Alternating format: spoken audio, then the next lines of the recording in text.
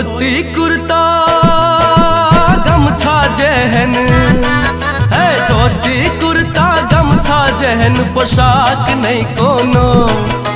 धोती कुर्ता गमछा जेहन पोशाक नहीं कोनो, ओ पोशाक नहीं कोनो। अपन मिथिला के यो भैया जवाब नहीं कोनो।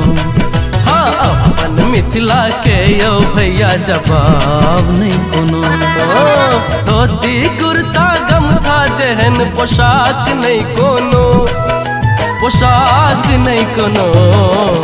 अपन मिथिला के यो भैया जवाब नहीं कोनो। हाँ, अपन मिथिला के यो भैया जवाब नहीं कोनो।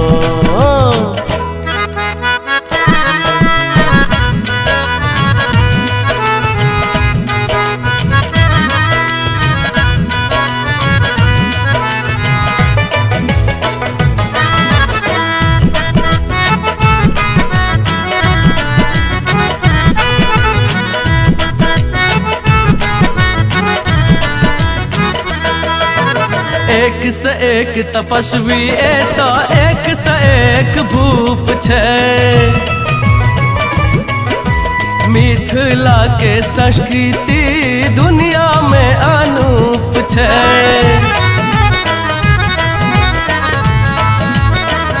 यो भैया एक से एक तपस्वी एता एक से एक भूप छे।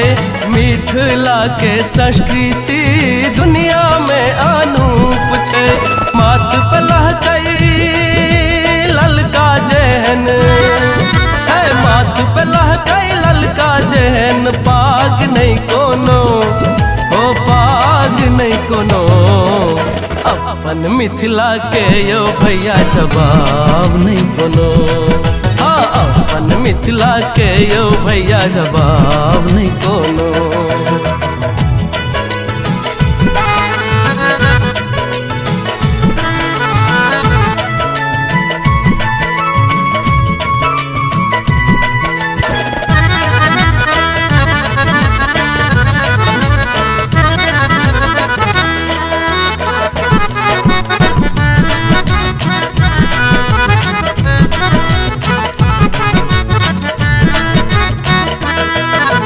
सीता मैया जन्मल ई पावन मिथिला भूमिया।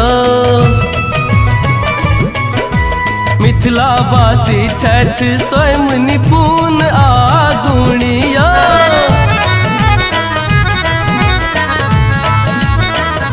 यो भैया सीता मैया जन्मल ई पावन मिथिला भूमिया। मिथिला वासी छठ स्वयं निपुण आगुणिया। मिथिला निसन दिल जेहन है, मिथिला निसन दिल जेहन विशाल नहीं कोनो, ओ विशाल नहीं कोनो। अपन मिथिला के यो भैया जवाब नहीं कोनो। हाँ, अपन मिथिला के यो भैया जवाब नहीं कोनो।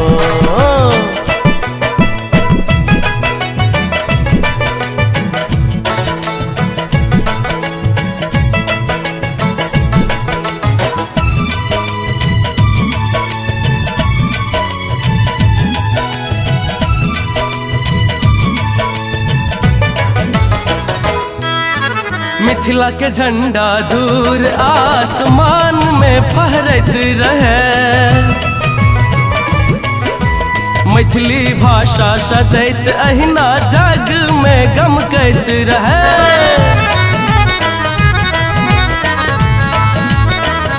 यो भैया मिथिला के झंडा दूर आसमान में फहरत रहे।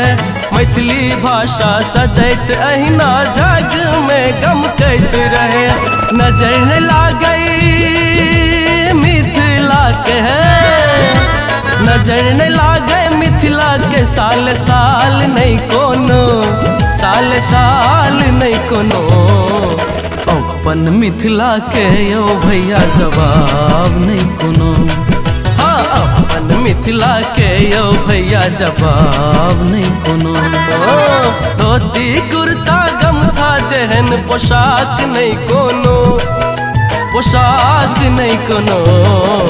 अपन मिथिला के यो भैया जवाब नहीं कोनो। हाँ अपन मिथिला के यो भैया जवाब नहीं कोनो। अपन मिथिला के यो भैया जवाब नहीं कोनो। हाँ अपन मिथिला के यो भैया जवाब नहीं कोनो।